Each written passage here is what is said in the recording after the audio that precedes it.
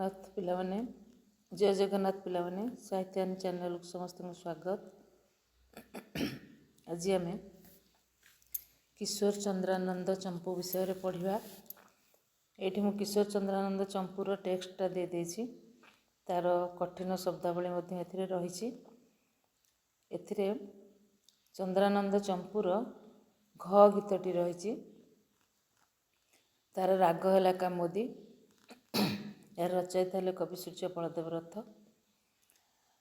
ତାର ଓଡ଼ିଆ ଅନୁବାଦ ଦେଇଦେଇଛି। ଏବେ ଦେଖିବା ରୀତିଯୁଗୀୟ ସାହିତ୍ୟରେ ଚମ୍ପୁ କିଭଳି ଅବସ୍ଥାରେ ଥିଲା, ତା ପୂର୍ବରୁ ଟିକେ ପୃଷ୍ଠଭୂମି ବିଷୟରେ ଆଲୋଚନା କରିବା। କିଶୋର ଚନ୍ଦ୍ରାନନ୍ଦ ଚମ୍ପୁ କବି ସୂର୍ଯ୍ୟ ବଳଦେବ ରଥଙ୍କ ଦ୍ୱାରା ରଚିତ ରୀତିଯୁଗୀୟ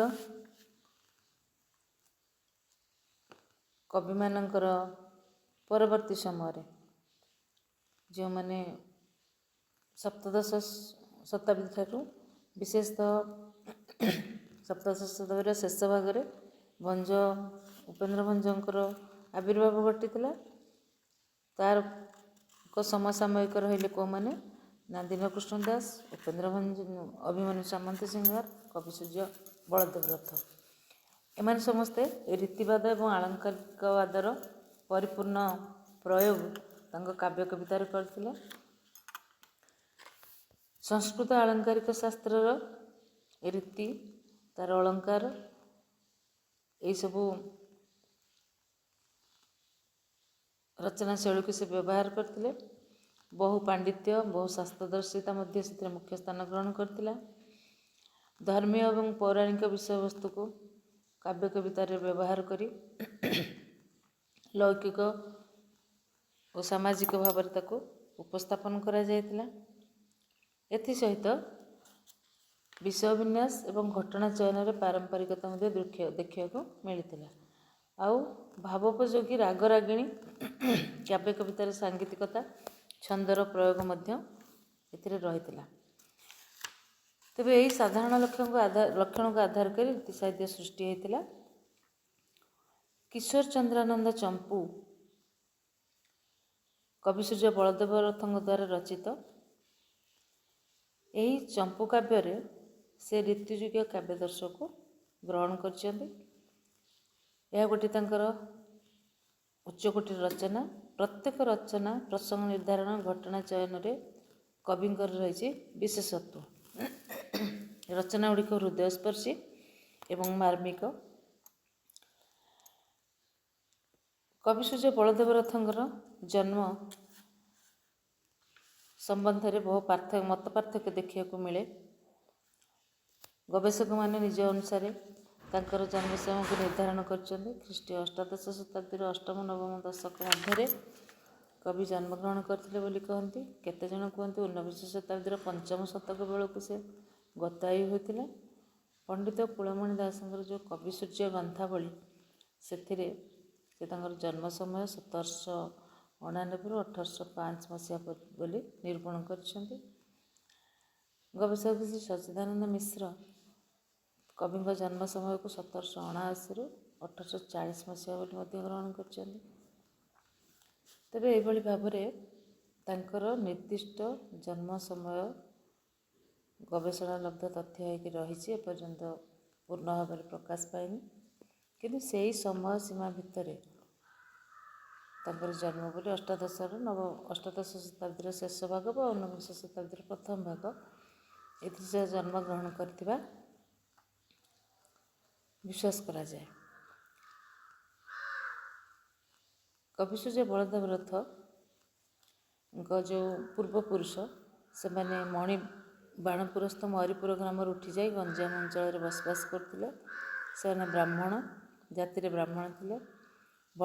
ବଳଦେବ ରଥ ଗଞ୍ଜାମର ବଡ଼ଖେମୁଣ୍ଡିଠାରେ ଜନ୍ମଗ୍ରହଣ କରିଥିଲେ। ତାଙ୍କ ପିତାଙ୍କ ନାମ ଥିଲା ଉଜ୍ଜ୍ୱଳ ରଥ।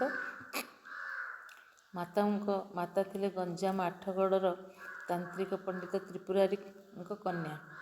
ତାଙ୍କ ନାଁ ଥିଲା ରତ୍ନମଣି ଦେବୀ। ପିତା ଉଜ୍ଜ୍ୱଳ ରଥ ଥିଲେ ବହୁ ଶାସ୍ତ୍ରଦର୍ଶୀ ସଂସ୍କୃତ ପଣ୍ଡିତ। ବଡ଼ଖେମୁଣ୍ଡି ରାଜସଭାର ସେ ସଭା ପଣ୍ଡିତ ଥିଲେ। ତାଙ୍କୁ ସେଠି କବିରାଜ ବ୍ରହ୍ମା ଉପାଧି ମିଳିଥିଲା। ସଂସ୍କୃତ ଭାଷାରେ ସେ 2ଟି ଚମ୍ପୁ ରଚନା କରିଥିଲେ। ବଳଦେବ ରଥଙ୍କ ପିତା, ଗୋଟିଏ ହେଲା ସଜ୍ଜନାନନ୍ଦ ଚମ୍ପୁ ଆଉ ଗୋଟିଏ ହେଲା ରାମଚମ୍ପୁ। ବାଲ୍ୟ ସମୟରୁ ପିତାଙ୍କର କବିତ୍ୱ ଓ ପାଣ୍ଡିତ୍ୟରେ ବଳଦେବ ରଥ ଅନୁପ୍ରାଣିତ ହୋଇଥିଲେ। ମାତ୍ର 18 ବର୍ଷ ବୟସରେ ବଳଦେବଙ୍କ ମାତୃବିୟୋଗ ଘଟିଥିଲା। ବଳଦେବ ରଥ ତାଙ୍କ ଅଜା ପଣ୍ଡିତ ତ୍ରିପୁରାରୀ ମିଶ୍ରଙ୍କ ପାଖରେ ରହି ଶିକ୍ଷା ଦୀକ୍ଷା ଗ୍ରହଣ କରୁଥିଲେ। ତାଙ୍କ ଉପରେ ତନ୍ତ୍ର ସାଧନାର ପ୍ରଭାବ ମଧ୍ୟ ପଡ଼ିଲା। ସେଠି ଆଠଗଡ଼ ନିକଟବର୍ତ୍ତୀ ତାରିଣୀ ଠାକୁରାଣୀଙ୍କଠାରେ ସେ ବାମାଚାର ତନ୍ତ୍ରମନ୍ତ୍ରରେ ଦୀକ୍ଷିତ ହୋଇଥିଲେ ବୋଲି ମଧ୍ୟ ବର୍ଣ୍ଣନା ଅଛି। ବହୁ ସମୟ ଧରି ସେ ଅଜାଙ୍କ ତତ୍ତ୍ୱାବଧାନରେ ରହି ସଂସ୍କୃତ, ଓଡ଼ିଆ, ତେଲୁଗୁ ଆଦି ଭାଷା ମଧ୍ୟ ଶିକ୍ଷା କଲେ। ଅନେକ ଶାସ୍ତ୍ର ରଚନା କରିଛନ୍ତି। 15 ବର୍ଷ ବୟସରେ ଯେଉଁ ପୁରୀ ନିବାସୀ ରାମକୃଷ୍ଣ ମିଶ୍ରଙ୍କର କନ୍ୟା ରତ୍ନମଣୀ ଦେବୀଙ୍କୁ ସେ ବିବାହ କରିଥିଲେ। ତାପରେ ଯାଇ ସେ ବଡ଼ଖେମୁଣ୍ଡିରୁ ଚାଲି ଆସିଲେ ପରିବାର ସହିତ, ଯାଇକି ଜଳନ୍ତରରେ ବାସ କଲେ। ସେଠି ଯେଉଁ ଜଳନ୍ତରର ରାଜା ଥିଲେ, ସେ ରାଜା ଥିଲେ ସଂସ୍କୃତ ପ୍ରେମୀ। ତାଙ୍କ ନାଁ ହେଉଛି ରାଜା ରାମଚନ୍ଦ୍ର ଛୋଟରାୟ। ବଳଦେବଙ୍କ ସର୍ଜନା ଶକ୍ତିର ସନ୍ଧାନ ପାଇ ସେ ତାଙ୍କୁ କାବ୍ୟ ରଚନା କରିବା ପାଇଁ ପ୍ରୋତ୍ସାହିତ କଲେ। ରାଜାଙ୍କର ପୃଷ୍ଠପୋଷକତାରେ ସାଙ୍ଗୀତିକ ଛନ୍ଦରେ ବହୁ କବିତା ରଚନା କଲେ, କିନ୍ତୁ ତାହା ନିଜ ନାମରେ ଭଣିତା ନ କରି ଜଳନ୍ତର ରାଜାଙ୍କ ନାମରେ ଭଣିତା କଲେ। ରାଜା ଛୋଟରାୟଙ୍କ ପରାମର୍ଶ କ୍ରମେ ସେ ଭଞ୍ଜୀୟ ରୀତିଶୈଳୀରେ, ଉପେନ୍ଦ୍ର ଭଞ୍ଜଙ୍କ ରୀତିଶୈଳୀରେ ରଚନା କଲେ ଚନ୍ଦ୍ରକଳା କାବ୍ୟ। ରାଜାଙ୍କର ଯେଉଁ ପାଳିତ କନ୍ୟା ଚନ୍ଦ୍ରକଳାକୁ ଲକ୍ଷ୍ୟ କରି ଏଟାକୁ ସେ ରଚନା କଲେ। 14ଟି ଛାନ୍ଦ ସେଥିରେ ଥିଲା। କନ୍ୟାଟିର ଅକାଳ ବିୟୋଗ ଘଟିବାରୁ ସେ ଆଉ ଅଧିକା ରଚନା କରିପାରିଲେ ନାହିଁ।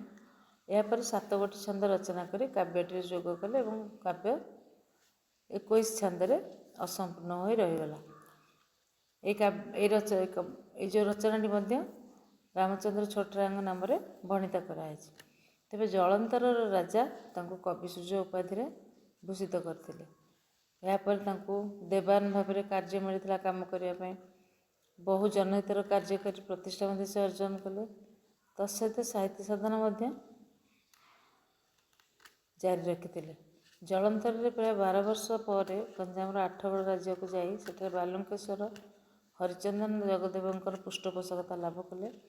ରାଜା ହରିଚନ୍ଦନ ବୈଷ୍ଣବ ଥିଲେ, ତେଣୁ ରାଧାକୃଷ୍ଣ ଲୀଳାକୁ ଭିତ୍ତି କରି ସେ ବହୁ ଚୌପଦୀ ଓ ସୁପରିଚିତ କିଶୋର ଚନ୍ଦ୍ରାନନ୍ଦ ଚମ୍ପୁ ରଚନା କରି ରାଜାଙ୍କ ନାମରେ ବର୍ଣ୍ଣିତ କରିଥିଲେ।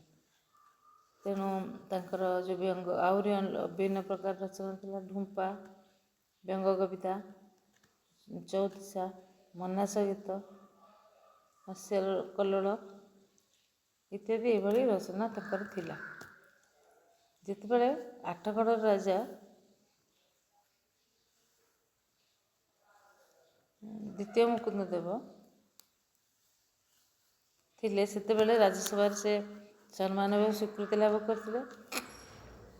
ବଳଦେବଙ୍କ କବିତ୍ୱ ଏବଂ ପାଣ୍ଡିତ୍ୟରେ ମୁଗ୍ଧ ହୋଇ 1815 ମସିହାରେ ତାଙ୍କୁ କବିସୂର୍ଯ୍ୟ ରାୟଗୁରୁ ମହାପାତ୍ର ଉପାଧିରେ ଭୂଷିତ କରାଯାଇଥିଲା।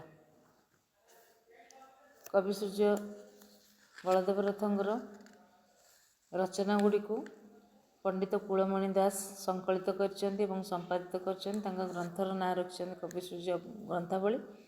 1928 ମସିହାରେ ଏହା ପ୍ରକାଶିତ ହୋଇଥିଲା। ତା ପୂର୍ବରୁ କବିଙ୍କର ହାସ୍ୟ କଲ୍ଲୋଳ ଏବଂ କିଶୋର ଚନ୍ଦ୍ରାନନ୍ଦ ଚମ୍ପୁ, ଚନ୍ଦ୍ରକଳା ଏହା ସବୁ ଅଲଗା ଅଲଗା ଭିନ୍ନ ଭିନ୍ନ ଭାବରେ ପ୍ରକାଶ ପାଇସାରିଥିଲା। ଦକ୍ଷିଣ ଓଡ଼ିଶାରେ ବିଭିନ୍ନ ସ୍ଥାନରେ ଥିବା କବିସୂର୍ଯ୍ୟଙ୍କର କେତେକ ରଚନାକୁ ମଧ୍ୟ ସଂଗ୍ରହ କରାଯାଇ ଧରାକୋଟରେ କବିବଲ୍ଲଭ ଭୁବନେଶ୍ୱର ମିଶ୍ର 1971 ମସିହାରେ କବି ରବି ଗୀତି ଗଙ୍ଗାମ୍ବ ନାମରେ ପ୍ରକାଶ କରିଥିଲେ। ତାପରେ 1968ରେ କବିଚନ୍ଦ୍ର କାଳୀଚରଣ କବିସୂର୍ଯ୍ୟ ଗୀତାବଳୀ ନାମରେ ଆଉ ଗୋଟିଏ ଅପ୍ରକାଶିତ ରଚନା ଲୋକଲୋଚନକୁ ଆଣିଥିଲେ। 1968ରେ କବିଚନ୍ଦ୍ର କାଳୀଚରଣ ଯେଉଁ କବିତାଟି ରଚନା କଲେ କବିସୂର୍ଯ୍ୟ ଗୀତାବଳୀ, ତାହା ଅପ୍ରକାଶିତ। କଟକର ସରସ ସାହିତ୍ୟ ସମିତି କବି ସୂର୍ଯ୍ୟଙ୍କର ଯେଉଁ ଦୁଷ୍ପ୍ରାପ୍ୟ ରଚନା ରହିଛି ଯେମିତିକି ହାସ୍ୟ କଲ୍ଲୋଳ, ତାକୁ ନେଇ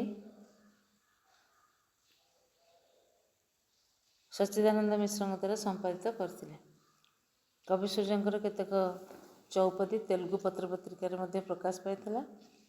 ସେଗୁଡ଼ିକ ରଚନା ଗୁଡ଼ିକ ହେଲା କିଶୋର ଚନ୍ଦ୍ରାନନ୍ଦ ଚମ୍ପୁ, ଚନ୍ଦ୍ରକଳା, ଚୌପଦୀ ରତ୍ନାକର, ଚଉତିଶା, କାମକୁଆ ଚଉତିଶା, ବିରହୀ ଚଉତିଶା, ମଞ୍ଜୁଳା ଚଉତିଶା, ମୋହନା ଚଉତିଶା, ସଖୀ ଚଉତିଶା, ହାସ୍ୟ କଲ୍ଲୋଳ, ରସରଙ୍ଗ ପଦ୍ୟ ରଚନା, ଭକ୍ତି ଗୀତିକା ଢୁମ୍ପା, ମନ୍ନାସ, ଚୌପଦୀ ଆଉ ଅନେକ ରଚନା। ତେବେ ଆମେ ଯେଉଁ ଚମ୍ପୁ ପଢ଼ିବା, ସେ ଚମ୍ପୁ ସାହିତ୍ୟ ସଂସ୍କୃତ ସାହିତ୍ୟରେ ଚମ୍ପୁର ଟିକେ ଆଲୋଚନା ତା ବିଷୟରେ କରିବା। ସଂସ୍କୃତ କାବ୍ୟ ସାହିତ୍ୟରେ ଏକ ସୁପରିଚିତ ଶୈଳୀ ହେଉଛି ଚମ୍ପୁ। ଏହାକୁ ଖଣ୍ଡକାବ୍ୟ ଭାବରେ ବ୍ୟବହାର କରାଯାଏ। ବିଶ୍ୱନାଥ କବିରାଜଙ୍କ ମତରେ ଖଣ୍ଡକାବ୍ୟଂ ଭବେତ୍ କାବ୍ୟ ଶୌକ ଦେଶାନୁଚରିତଂ, ଅର୍ଥାତ୍ କାବ୍ୟର ଗୋଟିଏ ଗୋଟିଏ ବିଶେଷ ଘଟଣା ବା କାର୍ଯ୍ୟକୁ ଅବଲମ୍ବନ କରି ଖଣ୍ଡକାବ୍ୟ ରଚିତ ହୁଏ। ଏଥିରେ ଅବ୍ୟକ୍ତ କାବ୍ୟର ଆଂଶିକ ଲକ୍ଷଣ ମଧ୍ୟ ପ୍ରକାଶ ପାଏ। ଚମ୍ପୁ ରଚନାରେ ଆଂଶିକ ଲକ୍ଷଣ ପ୍ରକାଶ ପାଏ, ଆଉ ଏହାକୁ ପୂର୍ଣ୍ଣାଙ୍ଗ କାବ୍ୟ ନ କହିକି ଆମେ ଖଣ୍ଡକାବ୍ୟ ବୋଲି କହିଥାଏ। ପିଲାମାନେ ଚମ୍ପୁ ବିଷୟରେ ତ ଆମେ ଏତିକି ଆଜି ଜାଣିଲେ। ଆଜି ପାଇଁ କ୍ଲାସ୍ଟି ଏତିକିରେ ରଖିବା।